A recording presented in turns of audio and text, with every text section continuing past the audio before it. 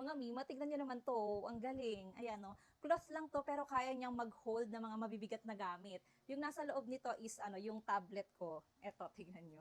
Ang galing, para siyang ano, magic cloth, gano'n. Magic cloth nga, ayan oh. Meron nga akong tatlong size nito mga Mima. Ito yung large size, tapos meron din akong medium size nito. Pare-parehas sila ng design. And ito naman yung small size. Ayan, more on ano kasi sila, yung design nila, more on nature, green field, village, gano'n. Etong pinili ko is green flower ata to sa pagpipilian. Ang galing. Kaya niya mag-hold ng mga gamit nang hindi siya nagko-collapse.